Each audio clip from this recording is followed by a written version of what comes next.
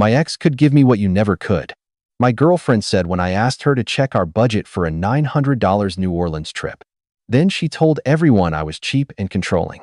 6 weeks later, at our friend's wedding, her better man appeared on the news for wire fraud, and when she whispered, "Please don't tell them," I opened the voicemail she'd left me.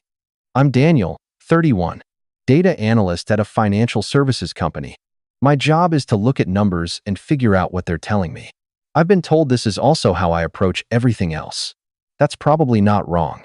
Jenna and I met 3 years ago at a birthday party for our mutual friend Sarah. By the end of that night, Jenna had introduced herself to half the room. I'd found a comfortable corner and stayed in it. She thought that was funny. I thought she was interesting. We were together by the following month. For the first year and a half, the dynamic worked. She felt things fast and moved faster, last-minute decisions, spontaneous plans, everything at full volume. I processed, planned, stayed level when things got complicated. She called me her grounding force. I believed her. I wanted to. 8 months before that Tuesday night, she asked me to move in. I'd privately been thinking we should wait a little longer just to be certain, but she was ready, and I didn't want to slow down something that felt like it was going in the right direction. So I gave notice on my old lease and moved in. I told myself that was progress. The pattern that settled in was predictable. When something broke, I fixed it. When something was unclear, I walked through it. When she was in her chaos, and there was always some version of chaos, I was the still point in the room. She used to call me her problem solver. Sometimes it sounded like a compliment.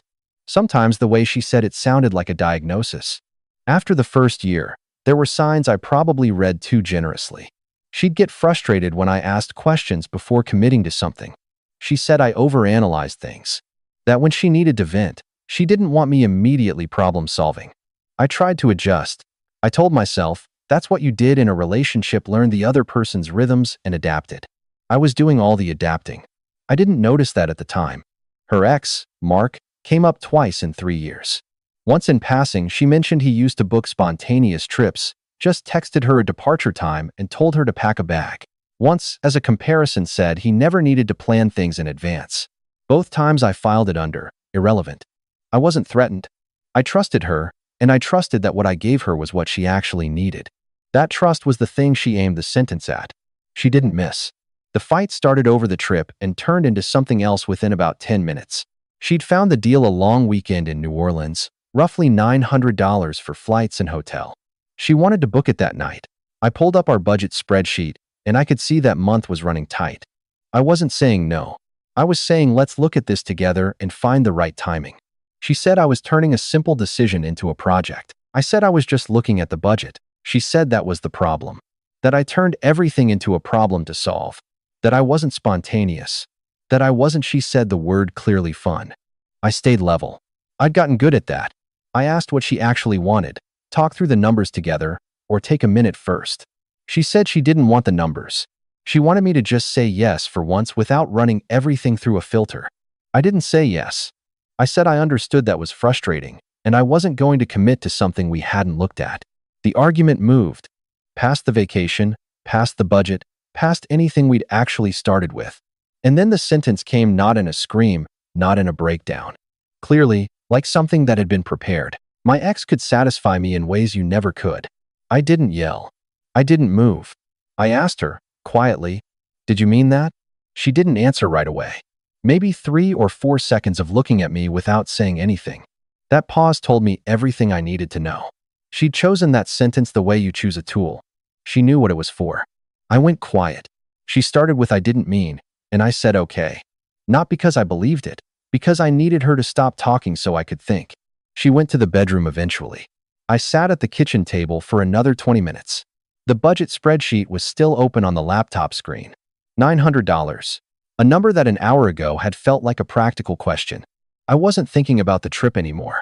She came out once, asked if I was coming to bed. I said in a minute. She went back.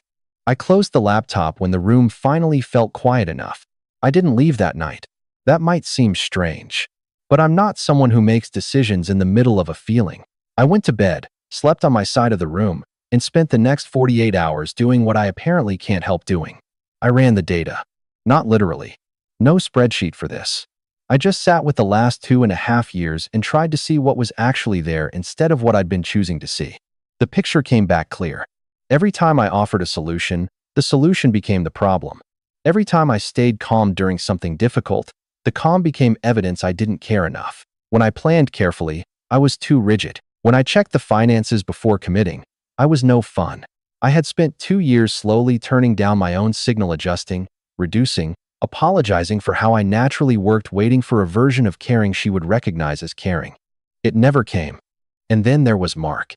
She'd mentioned him twice. First time, he used to book spontaneous trips, just sent a departure time, and told her to pack a bag. She'd smiled when she told me that. Second time, he never needed to plan things in advance, just went with whatever felt right. Both times I'd filed those mentions under irrelevant and moved on. I ran them back through now. She hadn't been sharing memories. She'd been keeping score. The 48th hour was when she texted, "Are you seriously sulking right now?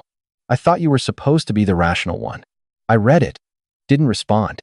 That text told me more than she probably intended. She wasn't confused about why I'd gone quiet. She was annoyed I was still quiet. The rational thing, apparently, was to get back in the room and resume the cycle. I thought about all the times I'd adjusted in those 2 years. Redirected mid-sentence because I could see the conversation was about to become about how I was overanalyzing again. Deliberately not pulled up numbers even when numbers were the right tool, because I didn't want to hear the word rigid. I'd been managing her perception of me while telling myself that was just being considerate. I asked myself, in those 48 hours, whether I'd misread the moment, whether 2.5 years deserved more than silence. I gave those questions the same treatment I give everything else, sat with them, and waited for an honest answer. The answer came back. No, she hadn't slipped. And I was done being the reset button. The self-doubt was real.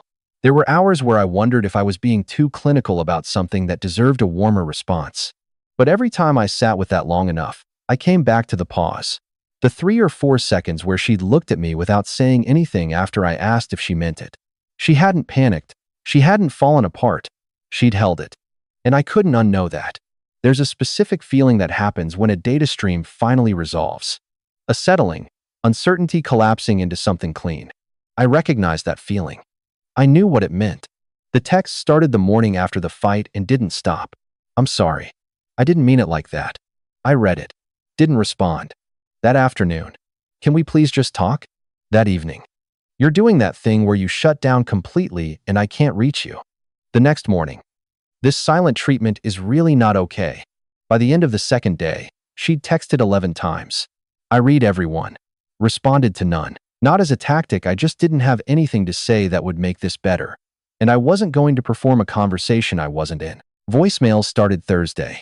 The first 2 were quiet. She sounded like she was reading from a mental script about how to apologize. The third shifted. My silence was bordering on emotionally abusive. I was punishing her for one bad night. She deserved a chance to explain. Somewhere in there, she called Sarah. She told Sarah I had shut down over one fight and wouldn't communicate. That I was always like this whenever things got hard. I went cold and made her feel like she was the problem. She didn't mention what she'd said. Just the version where I'd disappeared and left her confused. The story she was building was clean. It required everyone to not know what had actually been said. Most people didn't. I didn't call anyone to counter it. I didn't reach out to mutual friends to give my side. If she wanted to run a version that left out the central fact, she could. I wasn't going to spend energy fighting for the narrative. The version she gave Sarah was the one where she'd been abandoned. I understood why she chose it. It's easier to be the one left than the one who said the thing that ended it. She'd counted on me not correcting her publicly, and she was right about that. I wasn't going to. I was going to do something more permanent. The framing she used with Sarah was careful. She didn't say I was cruel. She said I was closed off. That she'd tried to have a real conversation and I'd shut down. That she'd been reaching out for days and I wasn't responding. Every one of those things was technically true. Every one of them depended on the listener not knowing what had happened 5 minutes before any of it. But I hadn't forgiven her. I wasn't being noble. I was just quiet. And in that quiet, I was already moving towards something I'd mostly decided. I just hadn't filed the paperwork yet. Thursday morning, I called a moving company. I'd spent the night making a list. My items, her items, the shared things. I went through everything and noted who it belonged to and what to do with anything in between. 20 minutes, I didn't revise it. I booked the movers for Friday at 9. Logical people don't storm out. We file the paperwork. Jenna was at work when they came Friday morning. I wasn't trying to send a message by doing it that way. I just wasn't going to stage a goodbye scene for someone who'd said what she said and then tried to reroute the whole story. The movers worked about 4 hours. By early afternoon, it was done. I left my key on the kitchen counter. Not on her nightstand. Not with a note. Just on the counter, next to where the laptop had been. I drove away. Her first text came at 2 in the afternoon. Danielle? Then, where are your things? Then, what did you do? The messages escalated over the next 4 hours, confused to furious to something that sounded like disbelief. She called it vanishing. Called it punishing her. Said I didn't have the right to just disappear. And then, at 7:43 that evening, a voicemail. 14 seconds of silence at the beginning. Then, I said it because I knew it would hurt you, okay? That's what couples do in a fight. You don't just disappear over that. I played it once. Then I saved it. That was the receipt. Not because I was building a case, I wasn't planning to do anything with it. I saved it because that voicemail was the clearest, most honest thing she'd said since the fight started. She hadn't let it slip in grief. She'd said it because she'd calculated it would land hard. She told me that herself. And then, in the same breath, she tried to normalize it. That's what couples do in a fight. Like the confession and the minimization could cancel each other out if she kept them close enough together. They couldn't. I want to be precise about why that voicemail mattered. For 3 days, her entire message to me, to Sarah, presumably to others, had been, I didn't mean it like that. That framing required the listener to believe it was a slip. Heat of the moment language she regretted. The voicemail destroyed that framing completely. She hadn't slipped, she'd aimed. She'd picked the thing she knew would go deepest, and in that voicemail she told me so in a tone that was more annoyed than remorseful. That's what couples do in a fight, is not an apology. It's a category claim. She was telling me the problem wasn't the weapon, it was my inability to take a hit and keep going. I didn't buy that. After that, I kept only the email channel open for logistics. Responded to anything practical, briefly, and nothing else. By the end of that first week, there were 14 voicemails total. I listened to each one once. The early ones were apologetic. The middle one shifted to demands. Then, toward the end, one of them said, "You think you're so rational. You're just scared of real feelings." I listened. Filed it. The model had already resolved. I moved into a furnished short-term rental that weekend. 1 bedroom. Clean. Quiet. A window that faced a different direction than the apartment I'd just left. I noticed that the first morning. I didn't read anything into it. It was just a different view. But it was mine, and that was something. I didn't reach out to mutual friends to give my version of events. I didn't call anyone to explain or push back on Jenna's narrative. She was out there telling people I'd walked out over a single argument, that I'd always been cold, that she couldn't reach me, and I let her. Not because I didn't care how the story sounded, but because I wasn't going to spend energy arguing about the argument. I'd left the argument. I wasn't going back in. I blocked her on everything except email. That channel stayed open for practical reasons only. When she messaged about the utilities, I replied. When she messaged about logistics, I replied.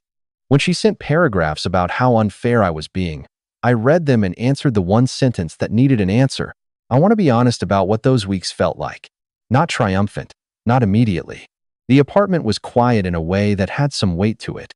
A version of that silence that felt like relief and a version that felt like loss, and for a while they were hard to tell apart. I sat with that. I didn't rush through it. What I knew was that I was done explaining myself to someone whose primary response to accountability was to rename what happened. Done reducing my instincts, done apologizing for the way I naturally worked, done waiting for a stability that was never going to come from that direction. Sarah and Ben's wedding was 6 weeks out. I'd been invited before any of this happened. Sarah was my friend before she was anything else, and that hadn't changed. I wasn't going to let the shape of a relationship I'd already left restructure the rest of my life. I RSVP'd yes. I put the date on my calendar like any other event. I bought them something from their registry. Wrapped it. Put it in my car a week early so I wouldn't forget. I signed a new lease that same month. 12 months. My name only. Good light in the mornings. The previous tenant had left a bookshelf he'd sell me for $40. I signed without asking anyone's opinion. That felt like the right direction. The wedding was at a renovated barn venue about 40 minutes outside the city. Edison bulbs strung across the rafters. Long oak tables. The kind of space that takes years of care to get right. It was a good wedding. I arrived alone and found Sarah and Ben near the entrance. I hugged Sarah and shook Ben's hand and told them they looked exactly the way you're supposed to look on a day like this. I meant it without complication. They were happy, and I was glad for them. I got a gin and tonic from the bar and found the table with people I'd known since before Jenna. Sat down. I was fine, and I knew I was fine because being fine didn't feel like something I was maintaining. It just felt like being at a wedding. Jenna was already there. I saw her across the room about 20 minutes in. She saw me see her, and her expression did something, a small recalibration. She'd expected me to look like someone who needed to be forgiven. I didn't look like that. I looked like someone at a wedding. During cocktail hour, she made her way over. I didn't move away. She came up beside me and said, quietly, "Can we just talk for 5 minutes?" I looked at her. Not with anger. Not with warmth. "There's nothing left to solve, Jenna." She started to say something began with, "You can't just." "I'm going to go find Sarah and Ben." "Congratulations to them." I turned and walked to the other side of the room. No scene. No raised voices. She was left where she was, and I kept moving, and that was the end of that conversation. The reception started. The food was good. The toasts ran long, the way they always do. There was something clarifying about being in that room, among people I liked, at a celebration I was genuinely glad to attend. The contrast with 6 weeks ago wasn't lost on me. Not dramatically, just contrast. This versus that. I was glad to be where I was. Sometime during the second round of toasts, Alex reached over and tapped my arm. He was looking at his phone with the expression people make when they can't tell if something is good news or bad. "Hey, is this Jenna's ex? Mark something?" He turned the screen around. A news notification. Federal wire fraud charges. The photo wasn't a mugshot. It was a professional headshot from an older article about his company, which was apparently how the whole scheme had been structured. "I think so," I said. Alex showed it to the others at the table. Someone said, quietly, "Wait, she used to talk about him like he was," and stopped themselves, because Jenna was maybe 15 feet away at the edge of our cluster of tables, and people had become aware of that. She'd heard enough to understand what was happening. She said, not quite to anyone. "That's not the Mark I knew." Nobody responded directly. Someone changed the subject. The conversation moved on the way wedding conversations do when something uncomfortable arrives quickly, gracefully, without acknowledgement. I was at the bar by then. 6 feet away, maybe less. I'd gotten up to refresh my drink a few minutes before Alex showed the article around, and I was still standing there when it happened. I heard all of it. Jenna's line included. I watched her, from where I was, try to figure out what to do with her face after that. There was no traction in the room, not hostility, just a quiet dissolution. The people who'd been holding her version of things for 6 weeks were doing silent math now, and the math wasn't landing where she needed it to. She said something quieter that I couldn't hear. Then she looked down at her drink. I turned back to the bar.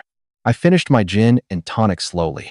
Set the glass down. I thought about the sentence she'd said in the kitchen 6 weeks ago about what her ex could give her that I never could, and I thought about the man in the professional headshot currently under federal investigation, and I thought, some data resolves itself. You don't have to do anything. You just have to not leave the room before it does. I didn't do anything. I didn't say anything.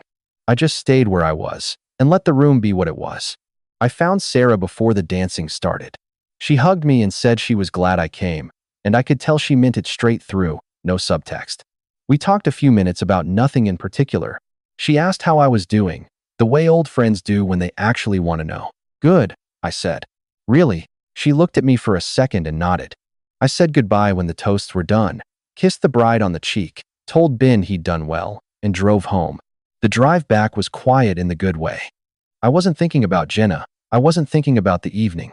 I was thinking about whether I needed to stop for groceries and whether the parking at my building would be okay at this hour. Some things are just weddings. Then you drive home. The voicemail stopped about a week after the wedding. I don't know if she made a decision or just ran out of things to say. The line went quiet. A few mutual friends checked in over the next few weeks. No drama. A text here, a coffee there. "Hey, how are you holding up?" I told them the simple version. It ended. "These things happen. I was okay." All of that was true. About a month after the wedding, Sarah called. She'd been sitting with Jenna's version for 6 weeks. She called to check in, and then, after a few minutes, she asked, "Can I ask what actually happened?" I said, let me play you something. I put the voicemail on speaker. 47 seconds. The silence at the start. The admission. The minimization. Jenna's voice, clear and unambiguous. I said it because I knew it would hurt you, okay? That's what couples do in a fight. You don't just disappear over that. Sarah was quiet for a moment. Then, Daniel. That was enough.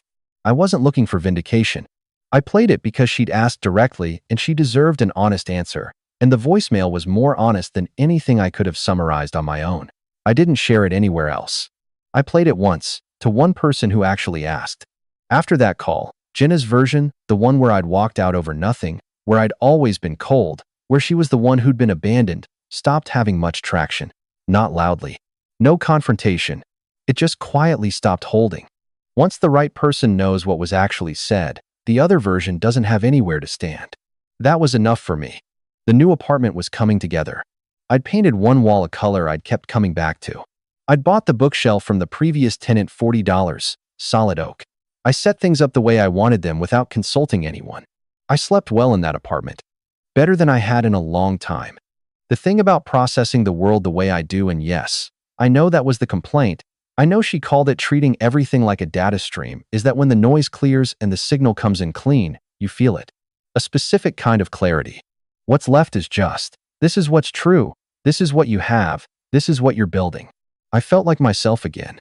Like an old friend I hadn't seen in a while had quietly shown back up.